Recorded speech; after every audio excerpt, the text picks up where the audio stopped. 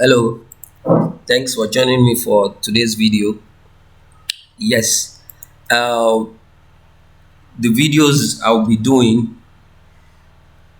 for now will take a different dimension as against what I've been doing before.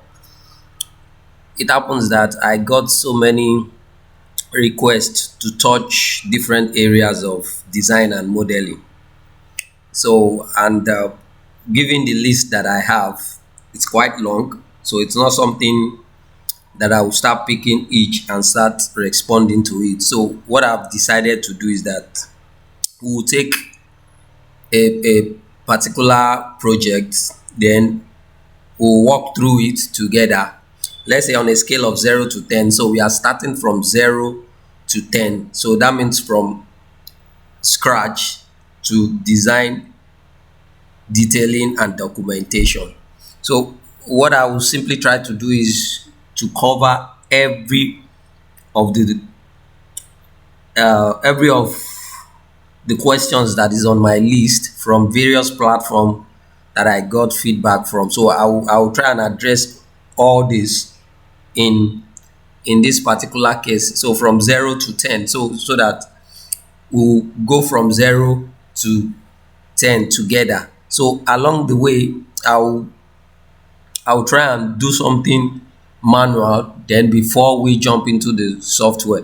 So with the particular model that I've decided to use, so we might have to take a portion of it and do some manual design, then we'll move to the software from there. Also, I also got the request for still design as well. So I got many reviews, there are many comments that says still design in prota structure is always giving higher weight, higher member, higher section compared to other software like Start Pro and Tekla structure. So as much as I have the time, I will also talk on that as well.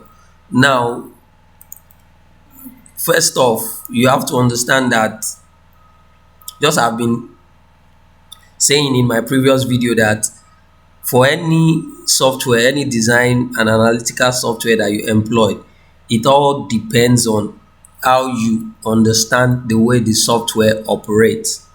Now, what I think most people will not differentiate is that when you are running a steel design in prota structure, then it is very imperative for you to run it like you are running a steel design. But when you do not make some modifications and you are running it as if you are running a concrete design, then I think you might have some cases where you have bigger section being required.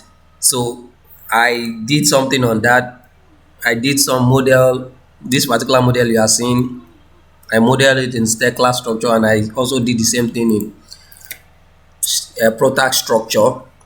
And the sections that I got were not too far from each other. In fact, they were quite similar. So again, there are settings that you need to adjust before you can say you want to perform steel design in prota structure. Let's not forget why prota structure that we've been talking on all the while. I'll stress again, is because it's accessible, it's user friendly, and yes, so that is why we are talking on prota structure. There are other analytical and design software that are out there. There's Tekla structure, there's Start Pro as well.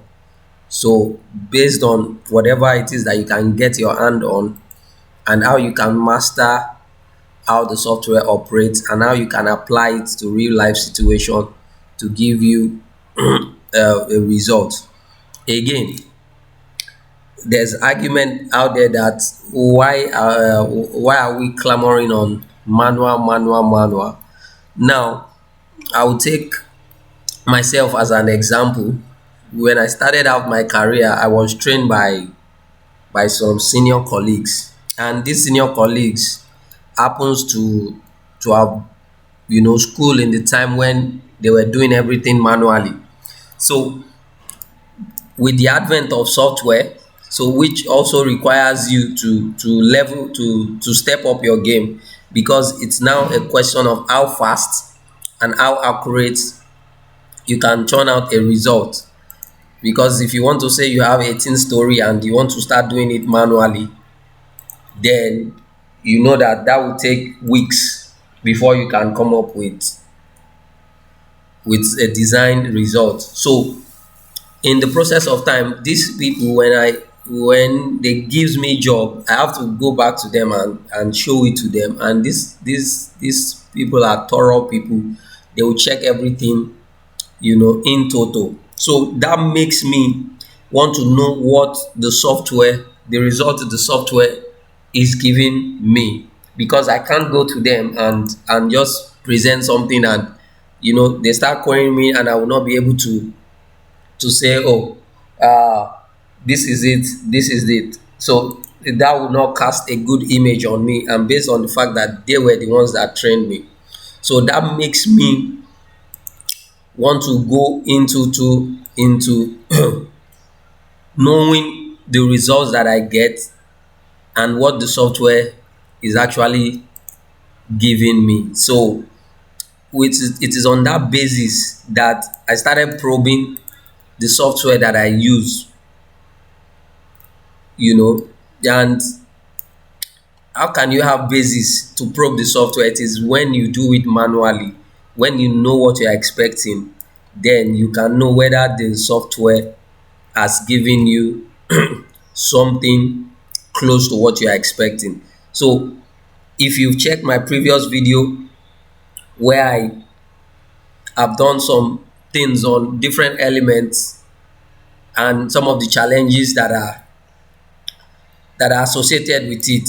So it is on this note I want to start a series of lessons now that will take us through this particular model that I've modeled here and I've designed. So don't worry, we'll do something fresh.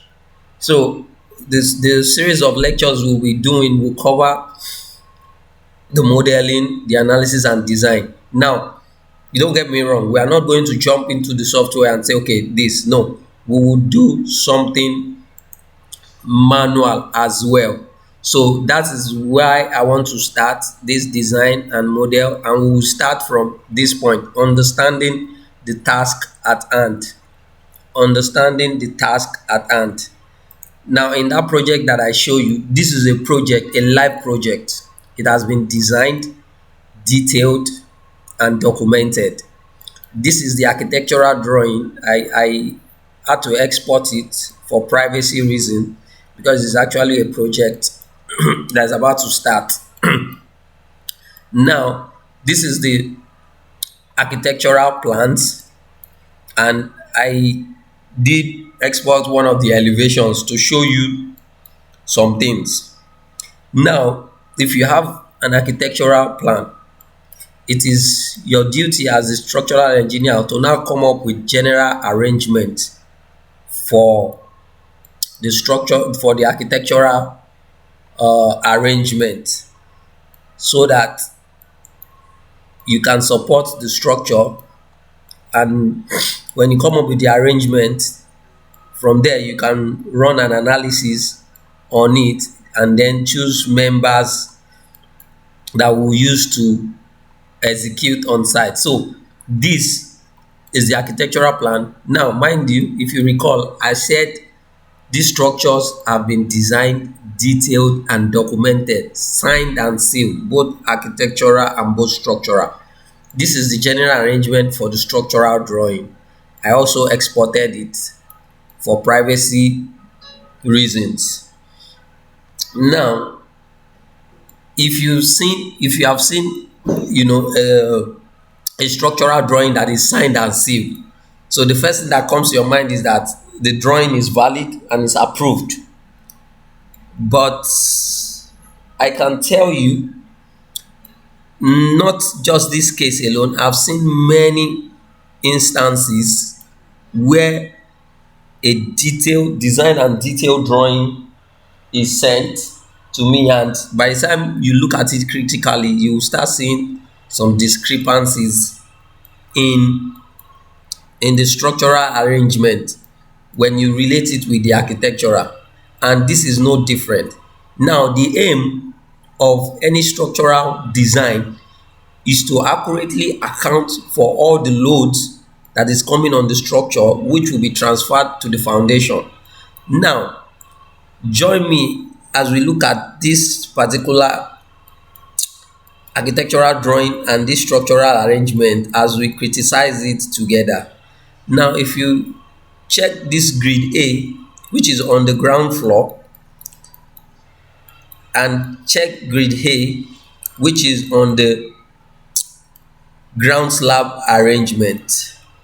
So as you can see that okay, everything is fine here, except if you look at this grid, there's a column that is coming from ground floor, which is also indicated here. Now, mind you, you might be thinking, okay, how come they've positioned columns in all these buildings? Actually, the building is event center, so it's an open space. So the architect have done a great deal to position the columns. So again, when you check the elevation, you see that there's a column that is coming from ground floor up to the surface of the first floor. So in this structural arrangement, you can see that this column is missing. So that is number one.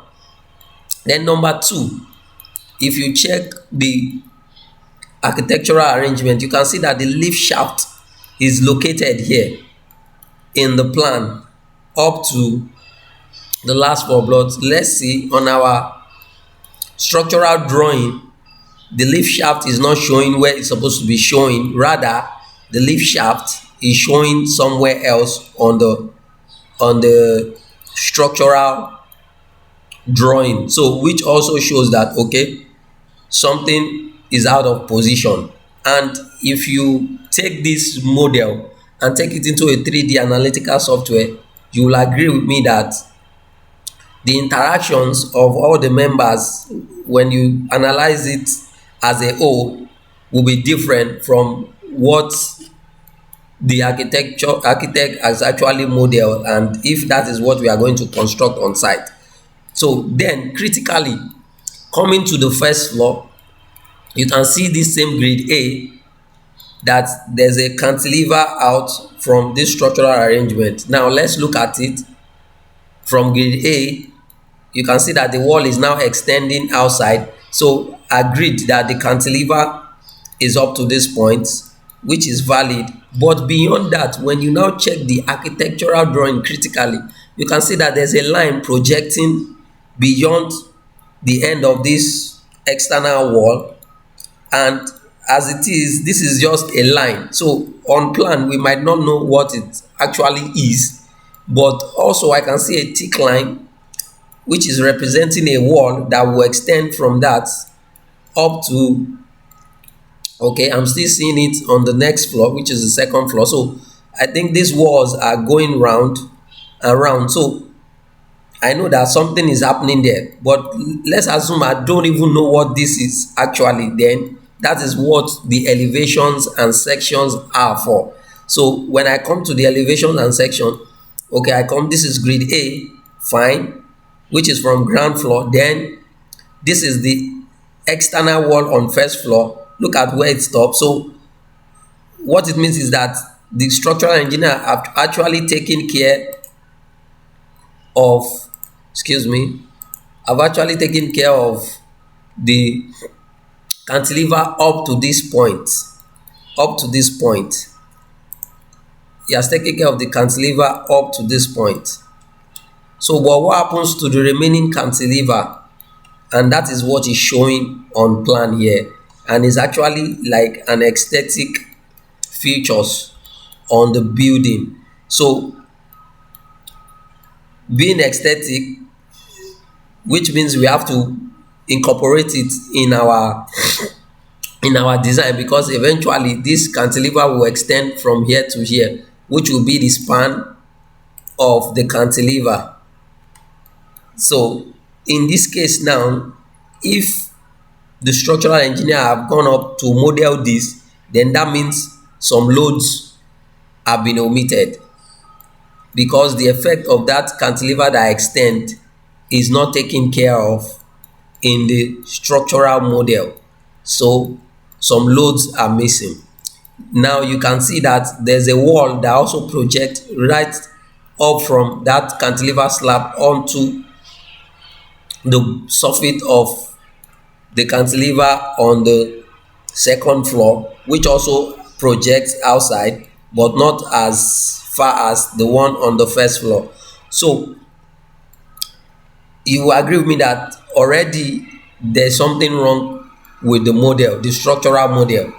So it is not an adequate representation of the architectural model. So mind you, if you recall, I said this drawing have been signed and sealed, stamped by a registered engineer. Signed, sealed, stamped. This particular project came to my table because we were bidding for the piling work and the foundation works for this project. So when they brought it to me, as I was doing the billing, so along the line, I was saying something. So I asked the client to send me the architectural drawing so that I can just look at it. So when they sent me the architectural drawing, that was when I discovered that some discrepancies, exist. You can see that it's putting the shear wall, the lift shaft wall on this side, while on the architectural drawing, it is actually positioned on this side. So on this side that is putting the lift shaft, there's actually a void there. So it's actually a void that is supposed to be here. Now, where the lift shaft is, there's no lift shaft there. So what I just did was to quietly request the client that, okay, before you go ahead with construction, just tell the structural engineer to review the drawing, review the design, because there are some things that are not taken care of. But unfortunately, when his attention was called, he was bragging that he knows what he's doing, and what we're supposed to like deal with it quietly and let everything just go, and he should just go ahead and review. So when he was shouting and he was all that, so when he finished, we just had to like start putting markers on all the drawings to let him know that, okay, there are some things that you did not take care of, there are some things that you did not take care of. By the time he realized what was happening, he was quiet at the time, and so he was forced to go and review the drawing. I think the review process is still ongoing. So my first advice is, you need to understand the particular task at hand. And what that means is that understand what the architect's intentions are, and you can get that with the plans, with the elevation. In fact, there's a slab on this roof also that was not taken care of in the structural design as well. So there were a lot of loads that, if eventually they went to construct, that they were not taken care of in the structural design drawing. So you as an engineer, if you are taking up any project, make sure you understand the architectural design, the architectural arrangement of the project. Now, if peradventure there were some things that you don't understand, it's not a big deal. You can quietly call the attention, whether it's the client or the architect. There are some things I'm seeing that I do not understand. Please, can you explain what these things are? Because yes, you have lines and all that, and you might not actually know. So there are architectural standards that, yes, even some architects don't follow, because if you are depicting some things, if it is on a particular floor, if it is on the next floor, you are supposed to depict some of them with dotted line and all that. So a lot of things by standard might be missing because of the time and age we are in. You can actually jump into any software and start producing design like that. So it takes a lot of humility for you to go ahead and say, "Okay, I don't understand this, can you please show me?" So in fact, I have seen some architectural drawing as well. The plan will be completely different from what is in the elevation. I have seen many. By the time they start drawing the plan, then they will export out the plans into AutoCAD and make modification. By the time they come up with the 3D design, they start putting so many features into it that by the time you see the 3D, you can't even place it in the plans. So if an architect get to see this video as well, architect also needs to do a thorough job, relating what is on the plan with what is in the elevation. This architect actually did a very good job, showing the different features in the design on all sides. And I really commend the architect for a job well done. But then the structural engineer did not get the full detail. In fact, on this end, there was supposed to be cantilever also that he did not even incorporate into his model. These are the cantilevers also that he did not incorporate in the model. So columns from ground floor is not there. Then he started the column from the upper floor. So these are some of the things that happens. This happens almost, very often in practice. Like I said, this is not the first case that I've seen. I've seen many for a document that have been signed and sealed and submitted for approval or even used for execution. So this is also a major concern because it can actually cause collapse if this structure is going to good number of heights. So you can see that cantilever loads that are missing are not something you joke with. So then again, what I noticed in the structural drawing is the presentation as well. The presentation was very poor. The line weight and everything was just so poor that you can't differentiate which line is which line. So which is also part of what I will also talk about in the course of this series. So your first assignment is to understand the task at hand. So you need to understand the architectural arrangement you are dealing with so that you can accurately model your your your design, so that it can be a representative of what the architect intentions are. For any structural design, loads must be properly accounted for, otherwise then you are inviting catastrophe. So thank you for joining me for today's video. I will see you in the next video, which will not be too long. Thank you.